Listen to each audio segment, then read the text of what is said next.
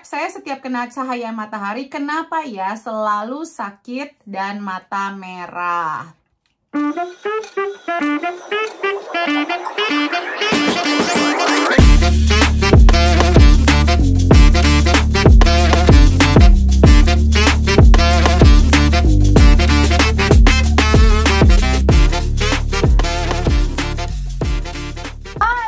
Bersama saya Debbie Jean-Marie, your favorite naturopathic practitioner. Kembali lagi dalam segmen Tanya Sehat Debbie.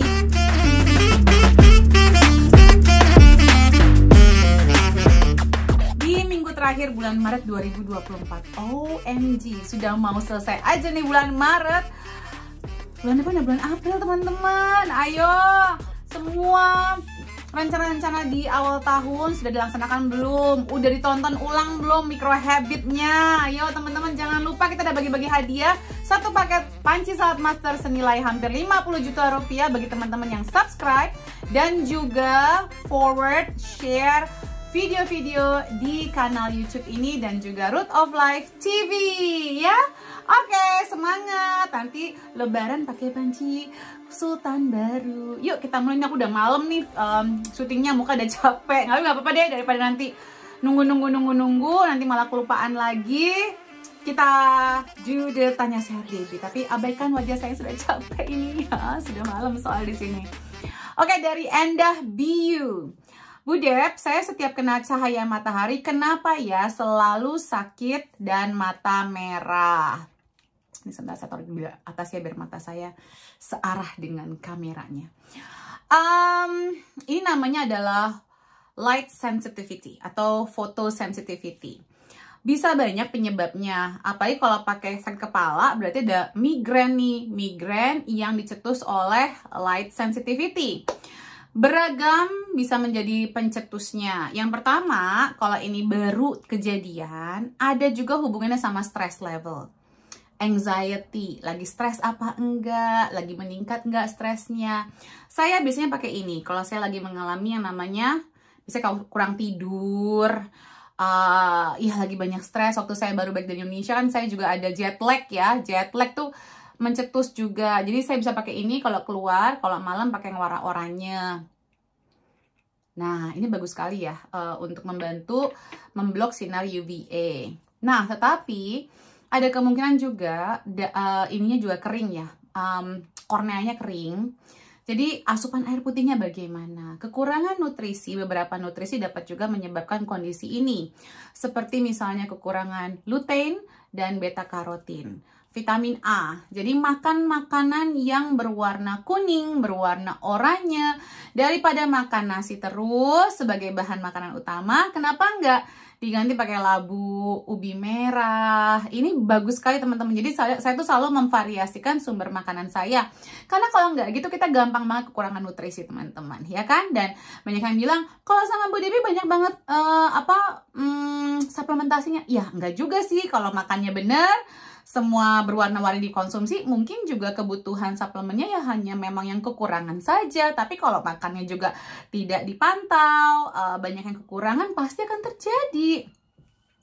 Terus kalau sakit kepalanya mungkin kekurangan air putih, bisa jadi kekurangan magnesium, tidurnya bagaimana. Karena banyak nih faktornya kalau gejalanya seperti ini. Harus dilihat dari akarnya ya teman-teman ya. Terus juga kemungkinan juga kekurangan vitamin B kompleks, terutama vitamin B2 bisa menyebabkan migrain. Terus masalah pencernaan, buang air besar tiap hari apa enggak? Tapi karena ini berbarengan, ini kalau pakai lipstick yang sehat tuh kadang-kadang suka nempel di gigi, tapi as long as kita sadar kita langsung ini kok. Oke, balik lagi ke masalah migrain. Jadi tidur, makan, buang air besar, terus juga air itu harus diperhatikan, dan juga kelola stres ya, karena ini bisa jadi karena stres levelnya juga tinggi yang tidak dikelola. Oke, berikutnya dari Uli_Ika77. Bu Deb, amankah makan sushi mentah untuk kesehatan pencernaan bagi orang dewasa? Sedihnya enggak. Saya juga pencinta sushi teman-teman, pencinta banget. Tadinya saya pencinta sashimi dan lain-lain. Saya sekarang sangat mengurangi makan sushi. Jadi kalau saya makan sushi, saya akan hanya pergi ke restoran yang mahal sekalian. Saya nggak akan beli makan sushi di restoran yang murah atau yang sudah didinginkan, ya pokoknya saya maunya yang fresh gitu. Karena kalau sampai perubahan suhu aja ya itu bisa berpengaruh ke pencernaan. Apalagi kalau kita lagi capek, kita lagi kadang-kadang liburan tuh bisa capek ya, kurang tidur, jet lag dan lain-lain. Jadi kadang-kadang walaupun happy hatinya, tetapi belum tentu badannya juga lagi happy, lagi prima gitu. Jadi kalau buat saya sih, kalau makan sushi cari yang mateng aja, sushi yang mateng ya gitu, atau cari tempat yang paling mahal dan terjaga kebersihan serta suhunya, terutama suhu dan sumbernya ya gitu.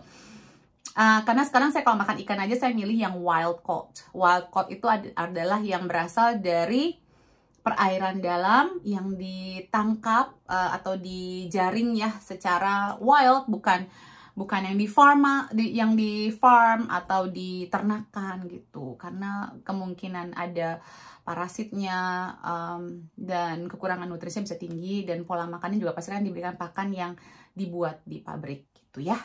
Berikutnya dari Trivial V. Bu Debbie, bagaimana menangani mabuk darat?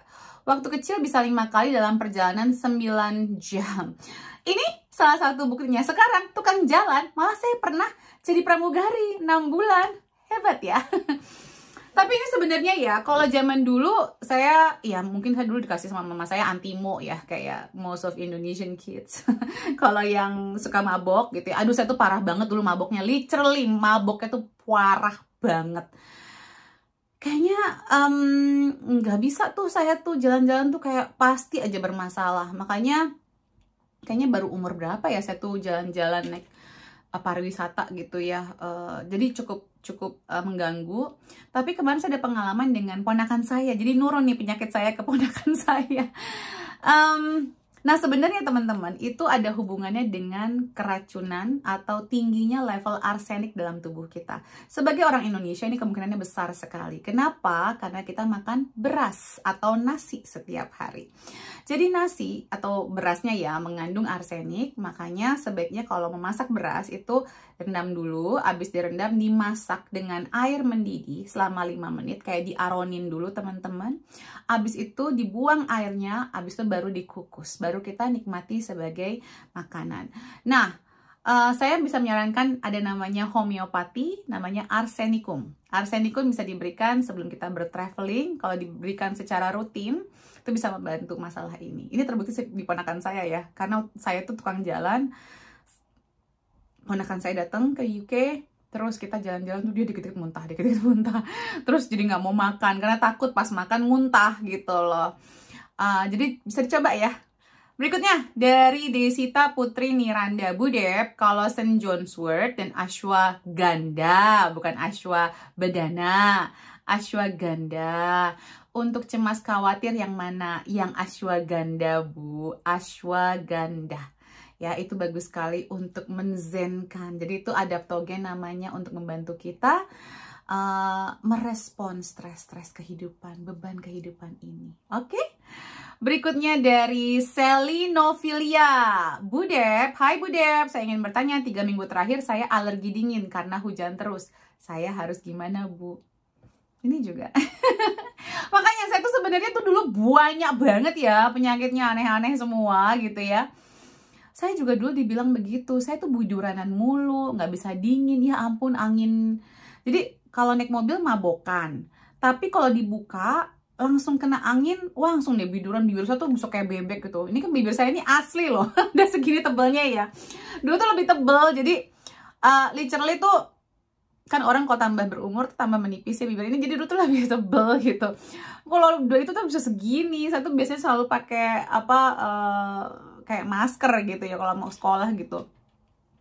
Jadi sebenarnya teman-teman kemungkinan besar ibu punya yang namanya kondisi leaky gut, dimana pencernaan kita itu hypersensitif ya. Jadi ada makanan yang harusnya, nutrisi yang harusnya diserap malah nggak diserap, racun yang harusnya dibuang malah keserap. Jadi membuat tuh kayak kita tuh kayak hypersensitif banget. Jadi sebenarnya bukan alergi dingin sih. Lah buktinya saya 20 tahun tinggal di UK sekarang. Jadi perbaikinlah pencernaannya. Kalau buat saya sih gini, yang pertama saya akan meningkatkan vitamin D level saya dulu. Vitamin D levelnya optimalkan, terus zinc levelnya optimalkan, terus hindari makanan-makanan yang dapat mencetus peradangan, karena itu membantu sekali kekuatan dari lambung kita. Dan juga konsumsi mungkin kayak bone broth atau slippery elm sebelum kita makan, karena dapat membantu agar tight junction di pencernaan kita tuh terrapatkan kembali. Segitu dulu ya, karena nanti yang lain-lain ikutan kelas deh makanya, karena di webinar akan lebih lebih lengkap. Bulan depan ada alergi dan detoksifikasi, itu ada kelasnya, silahkan dicek di Root of Life UK ya. Berikutnya dari Christina Delina, Bu, powder ekstrak jahe atau kunyit yang tidak larut air apakah aman? Oh, maksudnya powdernya, bubuknya yang sisa mengendap ya di bawah gelas gitu ya. Aman, Bu, aman.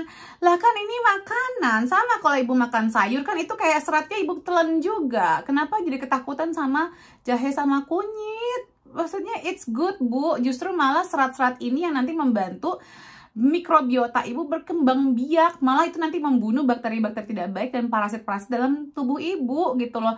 Kunyit sama jahe ini anti cancer loh. Jadi harus kita konsumsi malah gitu. Lah, maksudnya banyak makanan yang tidak larut air, kenapa Ibu konsumsi? Ya kan? Apa ya? Ya coklat juga kadang-kadang ada endapan, tapi kita makan-makan juga coklat, ya kan?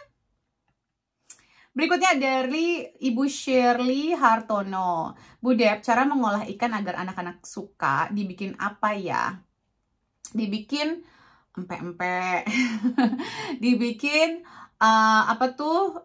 yang dikukus itu namanya apa?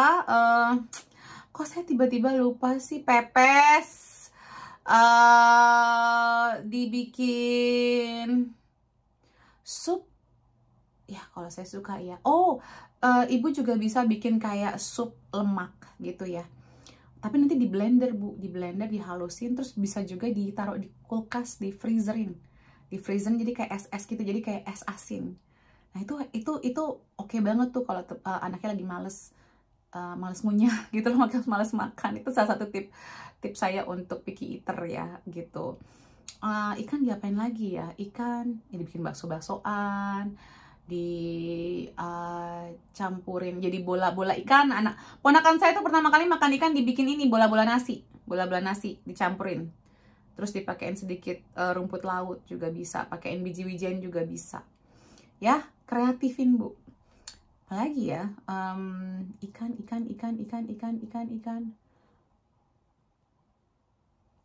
Iya sih, tadi yang udah saya bilang. Atau dibikin kayak meatloaf gitu ya. Ujung-ujungnya kayak ini ya, kayak bikin pepes sih. Nanti dipotong-potong gitu. Jadi kayak cemilan, jadi finger food. Berikutnya dari Aivenur. Salam sehat ya Bu Dep. Kalau anak sering mimisan tuh kenapa ya Bu Dep? Kekurangan vitamin K sama vitamin C, Bu. Itu ada di sayuran hijau. Anaknya dikasih sayuran hijau belum? Tapi juga kadang-kadang yang mempengaruhi juga kondisi kekeringan di udara. Udara yang kering seperti di Kerawang, Bekasi itu bisa menciptakan itu. Jadi kalau pas tidur pakein ini namanya vaporizer atau humidifier juga bisa. Terus atau nggak kayak air aja taruh di baskom, di mangkuk di dalam kamar gitu ya, biar udaranya itu lebih lembab sedikit. Terus juga kalau ada sensitivitas atau alergi juga bisa dicek ya Bu ya, kadang-kadang itu mempengaruhi juga. Kalau anaknya suka ngorek-ngorek hidungnya juga, jadi bisa dibersihkan hidungnya dengan air garam juga bisa ya, saline water itu salah satu yang bisa dilakukan ya Bu ya. Tapi yang pasti kekurangan vitamin K dari sayuran hijau atau sayuran fermentasi, sama vitamin C-nya kurang. Oke? Berikutnya Ibu Erika Ciajali, apakah gula aren, gula merah, gula batu termasuk gula sehat? Gula aren dan gula merah termasuk gula yang lebih sehat.